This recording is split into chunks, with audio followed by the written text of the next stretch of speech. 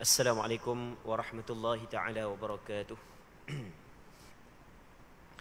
A'udzu billahi minasy syaithanir rajim. Bismillahirrahmanirrahim. Alhamdulillahi rabbil alamin wassalatu wassalamu ala asyrafil anbiya'i wal mursalin wa ala alihi wa sahbihi ajma'in. Allahumma rabbi shrah li sadri wa yassir li amri wahlul 'uqdatam min lisani yafqahu qawli. ولا حول ولا قوة إلا بالله العلي العظيم اللهم انفعنا بما علمتنا وعلمنا ما ينفعنا وعلمنا ما جهلنا وذكرنا ما نسينا اللهم يسر ولا تعسر رب تمم بالخير اللهم افتح علينا فتوح العارفين وفقنا توفيق الصالحين اللهم لا سهل إلا ما جعلته سهلا وأنت تجعل الحزن إذا شئت سهلا. InsyaAllah kita sambung semula pengajian kitab Bulughul Maram yang dikarang oleh Al-Imam Al-Hafidh Ibnu Hajar Al-Asqalani rahimahullahu subhanahu wa ta'ala, iaitu kitab yang membincangkan tentang hadis-hadis yang berkait dengan hukum hakam. Muslimin muslimat yang dirahmati oleh Allah subhanahu wa ta'ala, kita masih lagi dalam perbincangan berkenaan dengan hadis yang berkait dengan ibadat haji dan umrah.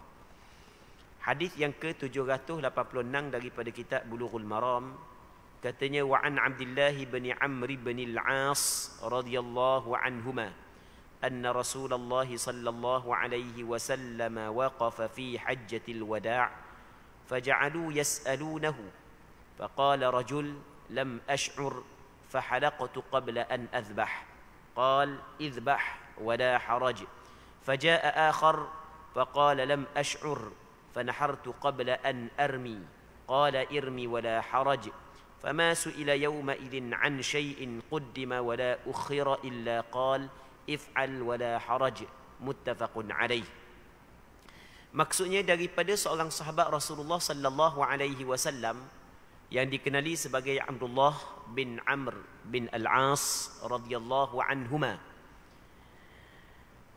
telah menceritakan bahawa Rasulullah sallallahu alaihi wasallam berhenti ataupun berdiri pada Hajjatul Wada'.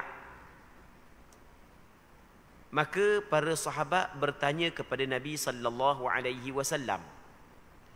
Maka berkata oleh seorang lelaki, aku tidak tahu sehingga aku mencukur rambut sebelum melakukan penyembelihan binatang al-hadiyu.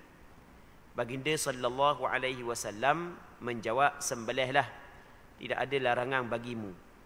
Yang lain datang lalu bertanya, aku tidak tahu sehingga aku menyembelih binatang al-hadiyuku sebelum melempar jamrah, sebelum melontar jamrah. Baginda sallallahu alaihi wasallam menjawab, lemparlah, lontarlah jamrah, tidak ada larangan bagimu. Pada hari itu tidak sekali-kali baginda sallallahu alaihi wasallam ditanya tentang sesuatu yang didahului ataupun diakhirkan, melainkan bersabda dalam jawapannya, lakukanlah, tiada larangan bagimu. Muttafaqun alaih. Hadis ini dikeluarkan oleh Imam Bukhari dan Muslim. Muslimin muslimat yang dirahmati oleh Allah Subhanahu wa taala. Hadis ni seorang sahabat Rasulullah sallallahu alaihi wasallam yang dikenali sebagai Abdullah bin Amr bin al-As menceritakan kepada kita tentang perkara yang berlaku pada Hajjatul Wada'. Yang mana apa yang diceritakan oleh beliau ini adalah menjadi dalil sandaran kepada beberapa hukum yang berkait dengan pelaksanaan ibadat haji. Apa yang disebut di sini adalah pada Hajjatul Wada' Rasulullah sallallahu alaihi wasallam berhenti. Dalam hadis ini tidak sebut pada tempat mana Rasulullah sallallahu alaihi wasallam berhenti. Tetapi di dalam hadis yang lain menyebut bahawasanya Rasulullah sallallahu alaihi wasallam berhenti, Rasulullah sallallahu alaihi wasallam berhenti di atas unta Rasulullah sallallahu alaihi wasallam di Mina pada hari raya. Okey, pada hari raya di Mina Nabi sallallahu alaihi wasallam duduk di atas unta dia dan Rasulullah sallallahu alaihi wasallam mendengar daripada soalan-soalan yang diajukan oleh beberapa orang sahabat Nabi sallallahu alaihi wasallam. Muslimin muslimat yang dirahmati oleh Allah Subhanahu wa taala. Jadi ceritanya lagu mana ceritanya? Kita sebelum daripada ni kita ada pernah menyebut suatu hadis daripada Nabi sallallahu alaihi wasallam yang mana Nabi sallallahu alaihi wasallam menyebut litakhudhu anni manasikakum. Hendaklah kamu mengambil daripada aku cara pelaksanaan ibadat haji kamu. Baik. Pada hari raya haji itulah hari raya haji. Apa yang dilakukan oleh Nabi sallallahu alaihi wasallam pada hari raya haji, apa yang dilakukan oleh Rasulullah sallallahu alaihi wasallam adalah melontar jamratul aqabah. Pada hari raya itu Rasul melontar jamratul aqabah. Lepas daripada Rasulullah sallallahu alaihi wasallam melontar jamratul aqabah, Rasulullah sallallahu alaihi wasallam sembelih binatang. Rasul sembelih binatang dan kita cerita dah sebelum daripada ni. Lepas daripada Rasul sembelih binatang, Rasul cukur. Lepas daripada Rasul cukur, barulah Rasulullah pergi ke Mekah untuk melakukan tawaf ifadah ataupun dipanggil juga tawaf rukun haji. Okey, tengok hak yang Rasulullah buat. Hak yang Rasulullah sallallahu alaihi wasallam buat benda, Rasul melontar dulu. Lepas tu Rasul sembelih, lepas tu Rasulullah sallallahu alaihi wasallam cukur, lepas tu barulah Rasulullah pergi melakukan tawaf. Okey, benda ni hak yang Rasul buat. Maka apabila sebahagian daripada sahabat dengar Rasulullah kata mungkin ambil cara pelaksanaan ibadat haji kamu daripada aku, dan ada sebahagian daripada sahabat Nabi sallallahu alaihi wasallam yang mana dia cukur sebelum daripada sembelih, sedangkan Rasulullah sembelih dulu baru cukur. Dan ada sebahagian daripada sahabat Nabi sallallahu alaihi wasallam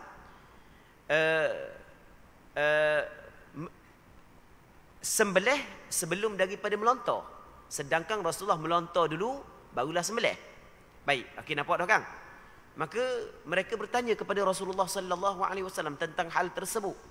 Adakah menjadi kesalahan bagi dia melakukan hal tersebut?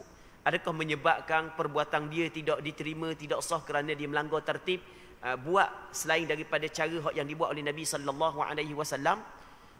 Maka ketika para sahabat bertanyakan kepada Nabi sallallahu alaihi wasallam, Rasul kata lagu mana? Buat, tak ada masalah. Hak yang mudah buat lagi, buat lepas daripada tu tak ada masalah. Tidak berdosa pun, tidak menjadi masalah. Cuma dalam hadis ni menyebut dua perkara. Tapi kalau kita tengok kepada keseluruhan riwayat, sebenarnya ada 4 persoalan.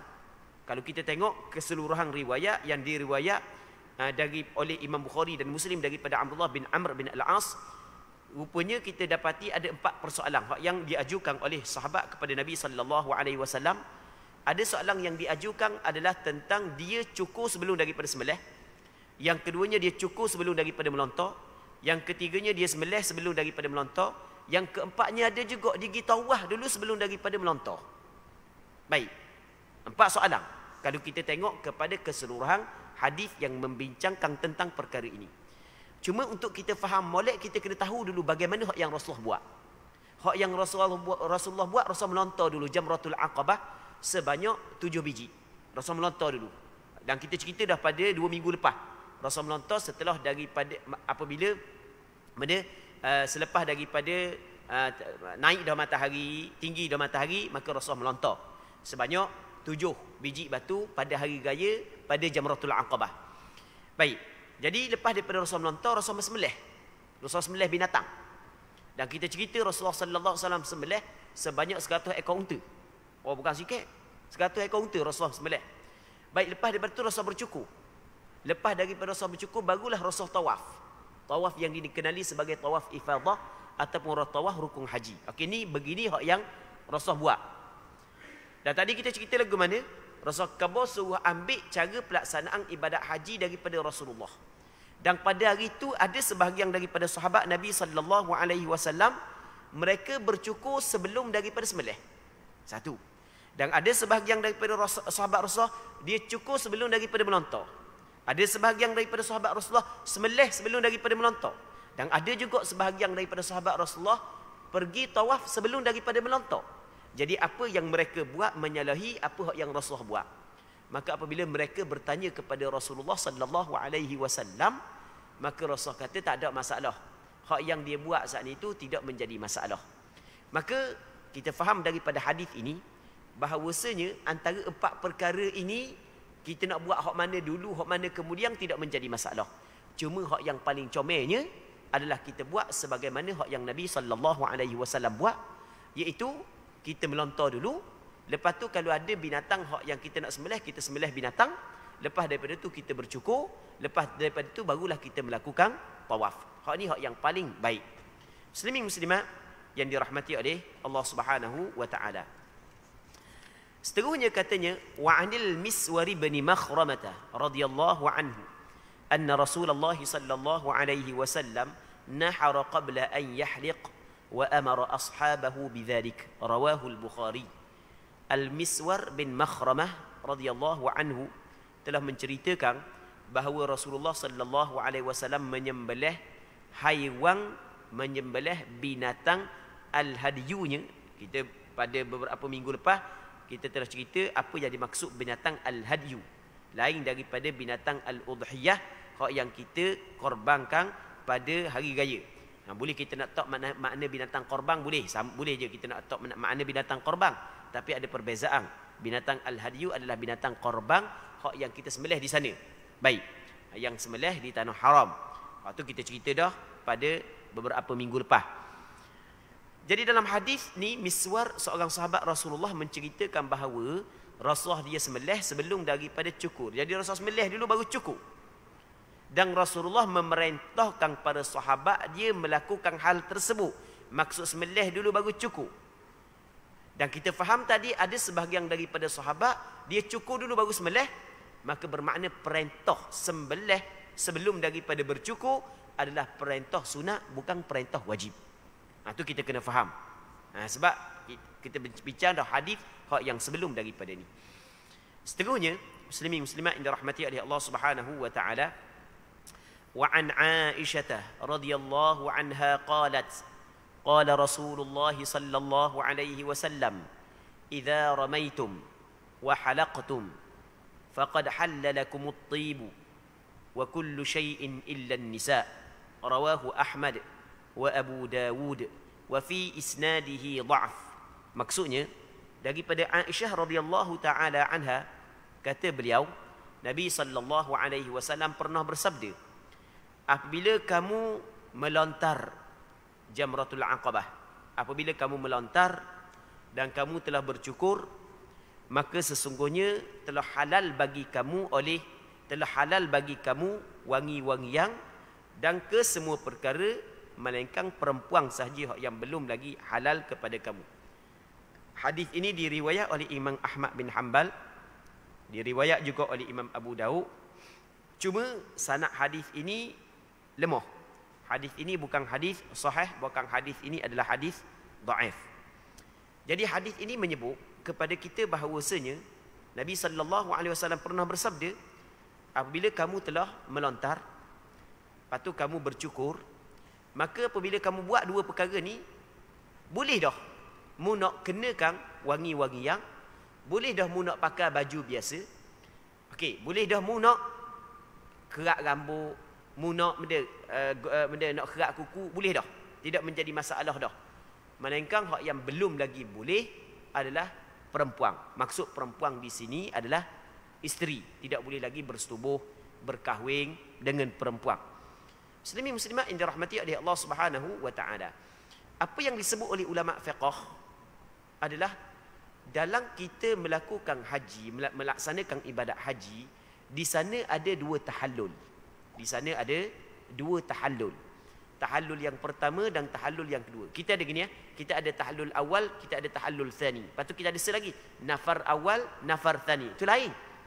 Tahallul awal lain dari atau tahallul lain daripada nafar. Nanti kita akan cerita maksudnya nafar. Kita ada tahallul awal dan kita ada tahallul thani. Yang mana apabila seorang tu melakukan dua perkara daripada tiga ni, maka terhasil dah tahallul awal. Apabila dilakukan ketiga-tiga perkara ni, maka terhasil tahallul thani. Awal ni yang pertama, thani yang kedua. Tahallul yang pertama dengan tahallul yang kedua. Perbezaan di antara tahallul awal dengan tahallul yang kedua adalah tahallul awal boleh dah. Pantang larang hak yang menjadi pantang larang kepada orang yang sedang berihram, boleh dah dia buat. Kang antara pantang larang kepada orang yang sedang berihram adalah mengambil bau-bauan, mengambil wangi-wangian. Maka boleh dah. Dia nak pakai wangi-wangian pun boleh dah. Antara perkara yang menjadi pantang larang kepada orang yang berihram adalah mengenakan minyak rambut pada kepala dan janggut. Maka ketika dia bertahallul awal, boleh dah dia pakai minyak rambut. Boleh pakai minyak pada janggut dia. Antara perkara yang menjadi pantang larang kepada orang yang sedang berihram adalah memakai pakaian-pakaian yang tertentu. Sebagai contoh, pakaian yang bersarung, yang kita kata, pakaian yang berjahit, yang kita kata pakai piyah tak boleh kan? Maka bagi orang lelaki, orang puang lain pula. Maka ketika dia melakukan tahallul awal ataupun dia telah bertahallul dengan tahallul awal, maka perkara itu boleh. Okey, manakala tahallul yang kedua pula barulah mengharuskan perempuan, barulah boleh dia bersetubuh dengan perempuan, barulah boleh dia berkahwin. Sebelum daripada tahallul yang kedua tidak boleh lagi dia bersetubuh dengan orang puang. Jadi puang selagi hak yang tidak halal, hak lain boleh berlaku dah. Okey, itu maksud orang hak yang melakukan dua daripada tiga ni dapat tahallul awal, buat tiga-tiga dapat tahallul tsani, tahallul yang kedua. Okey, apakah yang dimaksud dengan tiga? Yang pertamanya melontar jamrah, yang keduanya adalah cukur, yang ketiganya tawaf. Tiga ni. Melontar jamrah, yang keduanya cukur, yang ketiganya tawaf. Kalau orang tu buat dua daripada tiga, dapat tahallul yang pertama. Buat tiga-tiga, maka dapat tahallul yang kedua. Muslimin muslimat yang dirahmati oleh Allah Subhanahu wa taala. Cuma hadis ni hadis dhaif. Dah sandaran kepada apa yang disebut oleh ulama, sebenarnya sandaran di hadis yang lain. Hadis yang lain ni kita bincang dah sebelum daripada ni. Hadis yang diriwayat daripada Aisyah yang dikeluarkan oleh Imam Bukhari dan Muslim. Kata Aisyah radhiyallahu taala anha, "Kuntu utayyibu Rasulullah sallallahu alaihi wasallam li ihrami qabla an yuhrim wa li hillihi qabla an yatufa bil bait." Aku mewangikan, aku meletakkan wangian kepada Nabi sallallahu alaihi wasallam untuk ihram Rasulullah sebelum daripada Rasulullah berihram.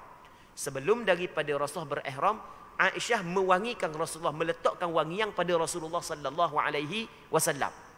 Dan kata Aisyah, dan aku mewangikan juga Rasulullah, aku meletakkan bauan kepada Nabi sallallahu alaihi wasallam sebelum daripada Rasulullah melakukan tawaf. Sebelum daripada Rasulullah melakukan tawaf. Jadi Rasulullah buat benda, Rasulullah melontar, Rasulullah sallallahu alaihi wasallam bercukur. Manakala sembelih tak termasuk dah.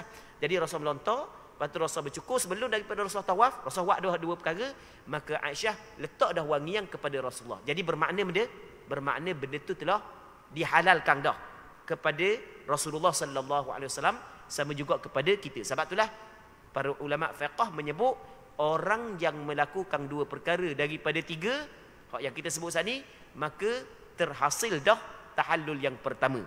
Cuma orang puang masih lagi belum halal kepada dia, melainkan setelah daripada tahallul yang kedua. Okey, habis. Seterusnya, wa an ibn Abbas radhiyallahu anhuma anin Nabi sallallahu alaihi wasallam qala, "Laisa 'alan nisa'i halq wa innama yuqassirn." Maksud rawahu Abu Dawud bi isnadin hasan. Maksudnya daripada Abdullah bin Abbas radhiyallahu taala anhuma, daripada Nabi sallallahu alaihi wasallam, yang mana Nabi sallallahu alaihi wasallam pernah bersabda, wanita tidak boleh mencukur rambutnya melainkan hanya memotongkannya sahaja. Cakap kita benda memendekkan ataupun guting sahaja. Hadis riwayat Imam Abu Dawud dengan sanad yang hasan. Apa yang kita pernah bincang sebelum daripada ni, dan apa yang pernah kita sebut sebelum daripada ni, antara rukun haji dan umrah adalah bercukur ataupun bergunting bagi lelaki. Antara rukun haji dan rukun umrah adalah bercukur ataupun bergunting bagi lelaki. Maka manakala perempuan hanya bergunting, tidak boleh perempuan bercukur. Itu maksud. Itu maksud hadis ni. Kata Rasulullah, laisa 'alan nisa'i halq Tidak ada di atas perempuan bercukur. Tidak boleh orang perempuan cukur. Orang perempuan kena gunting je. Okey, dia gunting sedikit daripada rambut dia untuk dia melaksanakan, untuk dia melakukan rukun haji ataupun rukun umrah. Orang perempuan tidak boleh dia cukur. Dan kalau dia nak cukur juga, apakah hukum? Ulama berbeza pandangan. Ada sebahagian daripada ulama mengatakan makruh yang bersangatan. Ada sebahagian daripada ulama mengatakan hukum dia adalah haram. Dan sebenarnya bab orang perempuan cukur ni bukan dalam bab haji sahaja, bukan dalam bab umrah sahaja hak yang kita cerita hukum dia saat itu. Bahkan hak yang tidak haji, tidak umrah pun tidak digalakkan perempuan bercukur. Dilarang perempuan bercukur. Jadi orang perempuan nak cukur boleh ke tak? Tak boleh. Dia dah kan kayak gini sepadang muka dah kan. Dia pergi atas Thailand, pergi tengok tok cha tu, hak tina tu duk cukur kepala. Balik nak tiru, atik nak cukur kepala boleh ke tak? Tak boleh. Kalau nak tiru tok cha tu bukan setakat hukum dia makruh atas pandangan sebahagian daripada ulama, bahkan hukum dia adalah haram kerana ada tasyabuh dengan orang kafir. Kata Nabi sallallahu alaihi wasallam, man tashabbaha biqaumin fahuwa minhum. Sesiapa yang menyerupai satu kaum, maka ia adalah daripada kelompok kaum tersebut. Baik. Jadi orang puang kalau nak cukur rambut boleh ke tak? Kena tengok. Kalau sekiranya ada hajat, ada keperluan, sebagai contoh rambut dia nak merawat rambut dia sebab rambut dia masalah, kulit pada dia masalah, jadi mesti kena cukur dulu ataupun dia nak bekang, maka ketika tu dibolehkan. Kalau contohnya nak bekang, hak tu dibolehkan. Sebab ada isteri Nabi sallallahu alaihi wasallam nama dia Maimunah pernah bercukur untuk berbekam.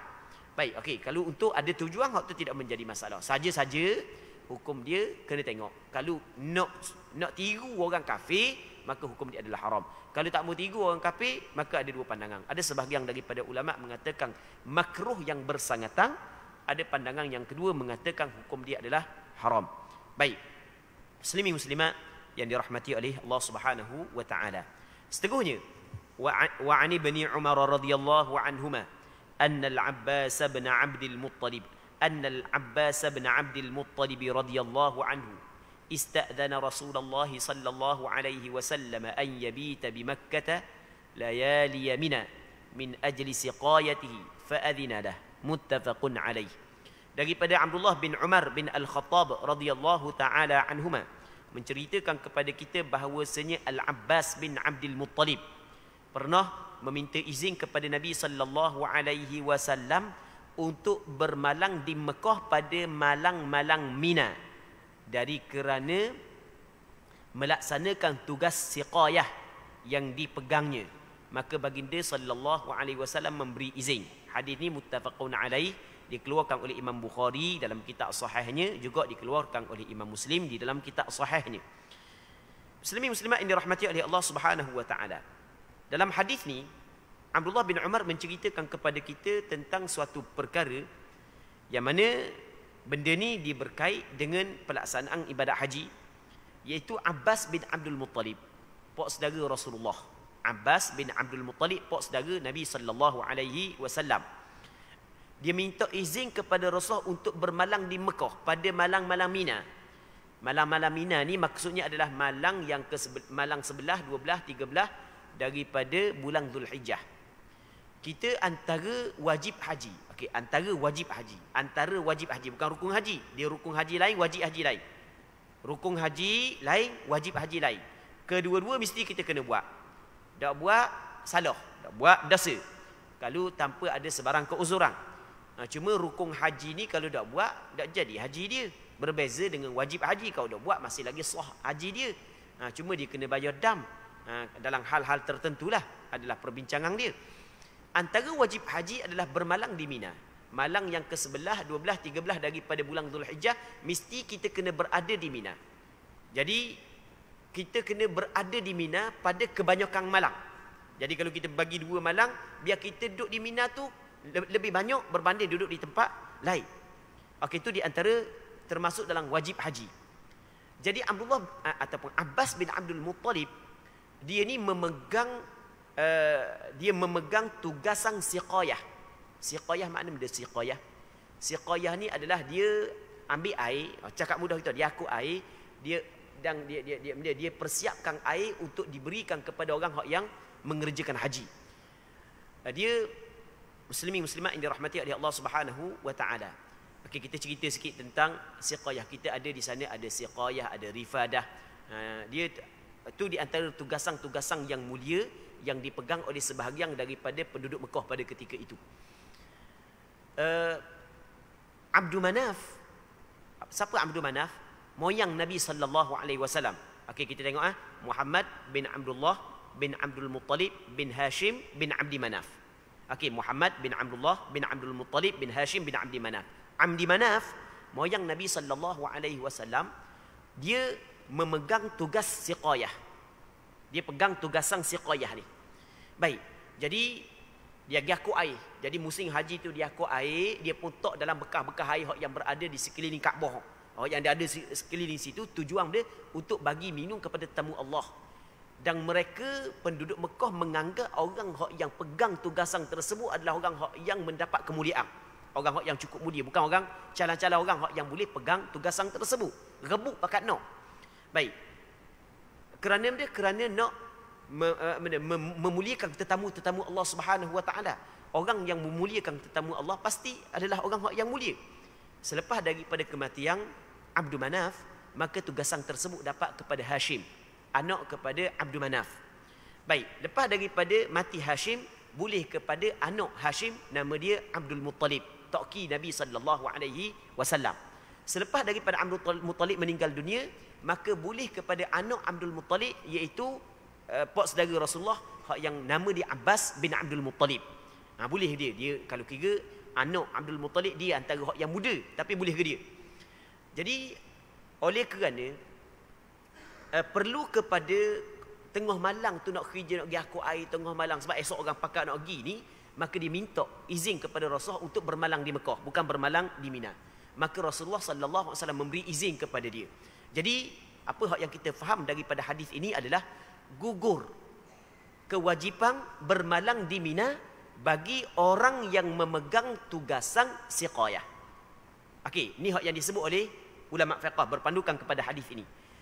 Jadi apabila Rasulullah memberi izin kepada pak saudara dia untuk melaksanakan tugasan siqayah kupu air untuk diberi minum kepada orang yang akan datang esok, maka kata ulama, antara orang yang gugur daripada melaksanakan wajib haji iaitu bermalang di Mina adalah orang yang memegang tugasan siqayah ini.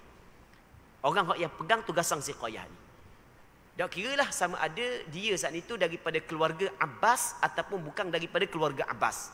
Kalau zaman kita, katakanlah pekerja saat itu diberi tugasan untuk memenuhkan air dalam tong-tong yang tertentu untuk kemudahan kepada orang yang akan datang untuk tawaf esok sebagai contoh. Maka golongan ini gugur untuk bermalam di Mina. Okey, boleh faham kan? Muslimin muslimat yang dirahmati oleh Allah Subhanahu wa taala. Seterusnya, wa an Asim bin Adi radhiyallahu anhu anna Rasulullah sallallahu alaihi wasallam arkhasa li ru'atil ibil fil baytutati ammina yarmuna yawman nahar thumma yarmuna al-ghad thumma yarmuna al-ghad li yawmayn thumma yarmuna yawman nafr. Rawahu al-khamsah wa sahhahu at-Tirmidzi wa Ibn Hibban.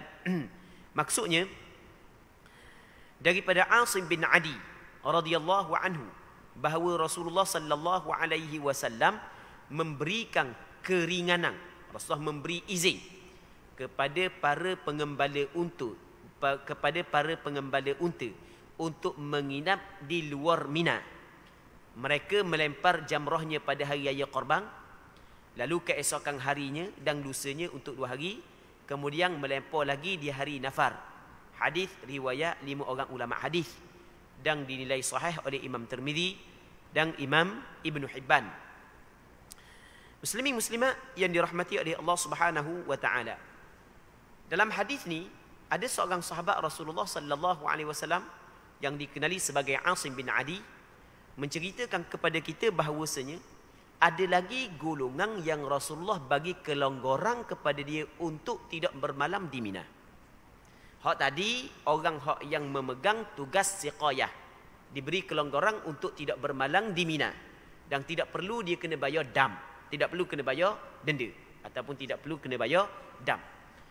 Dan ada golongan yang kedua yang diberi kelonggaran oleh Rasulullah untuk tidak bermalang di Mina, iaitu pengembala-pengembala unta.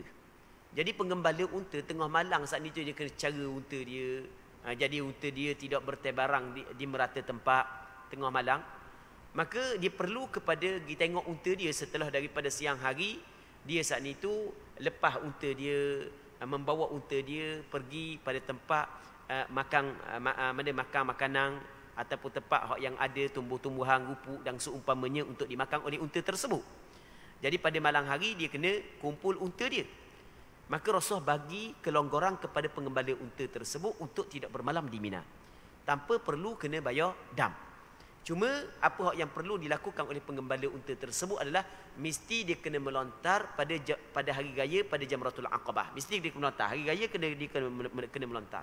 Begitu juga hari yang ke-11 dia kena melontar. Hari yang ke-12 dia kena melontar. Hari yang ke-13 daripada bulan Zulhijjah dia kena melontar. Cuma malang je, tidak perlu dia bermalam di Mina. Baik. Adakah kelonggaran ini hanya untuk dua orang ni saja ataupun dua golongan ini saja, ataupun juga untuk golongan-golongan yang lain yang mempunyai urusan seperti dua golongan ini? Di sini ada perbincangan di kalangan ulama fiqh. Ada sebahagian daripada ulama fiqh menyebut bahawasanya kelonggaran untuk tidak bermalang di Mina bukan hanya untuk dua golongan ini sahaja. Bahkan ada lagi golongan-golongan yang lain yang diberi kelonggaran. Sebagai contoh, orang tu sakit. Perlu kepada rawatan. Tidak boleh dia nak bermalang di Mina, mesti dia bermalang di hospital sebagai contoh. Maka diberi kelonggaran kepada dia untuk tidak bermalang di Mina. Muslimin muslimat yang dirahmati oleh Allah Subhanahu wa taala. Seterusnya katanya, wa an Abi Bakrah radhiyallahu anhu qala khatabana Rasulullah sallallahu alaihi wasallam yauman nahr. Al-hadis muttafaqun alaih. Abi Bakrah radhiyallahu taala anhu telah menceritakan hadis berikut bahawa Rasulullah sallallahu alaihi wasallam berkhutbah kepada kami pada hari raya Qurban, dan seterusnya hingga akhir hadis. Hingga akhir hadis ni maksudnya hadis panjang lagi. Cuma nak cerita antara perkara yang disunatkan dilakukan pada hari raya adalah khutbah, yang mana Rasulullah sallallahu alaihi wasallam berkhutbah kepada para sahabat pada hari raya tu. Baik. Seterusnya katanya, wa an Sarra'ah binti Nabhan radhiyallahu anha qalat khatabana Rasulullah sallallahu alaihi wasallam yawm ar-ru'us faqal alaysa hadha awsat ayyam at-tashriq. Al-hadith rawahu Abu Dawud bi isnadin hasan. Maksudnya daripada Sarra' binti Nabhan radhiyallahu taala anha, katanya Nabi sallallahu alaihi wasallam berkhutbah kepada kami pada hari Ru'us. Ru'us adalah perkataan jamak daripada mufradnya ra's, kepala. Pada hari kepala-kepala. Maksudnya hari kepala. Ada sebahagian daripada ulama menyebut hari kepala ni adalah hari raya kedua, ataupun cakap kita ke hari yang ke-11 daripada bulan Zulhijjah. Kita raya hari ke-10 daripada bulan Zulhijjah. Hari ke-11 tu hari kepala. Apa hari ke-11 hari kepala? Ada sebahagian ulama menyebut hari ke-10 saat itu, hari raya tu orang pakat sembelih binatang korban. Baik, jadi pakat makan hari tu. Lepas tu tinggal lagi kepala yang akan diguna untuk makan keesokan harinya. Baik, sebab itulah hari yang kedua dinamakan sebagai hari kepala. Baik, ni dululah. Itu apa yang disebut oleh sebahagian daripada ulama. Jadi yang dimaksud dengan hari kepala saat itu adalah hari yang kedua dari hari raya Qurban, ataupun hari yang ke-11, ataupun hari yang pertama daripada hari tasyrik yang 3. Jadi Rasulullah sallallahu alaihi wasallam berkhutbah.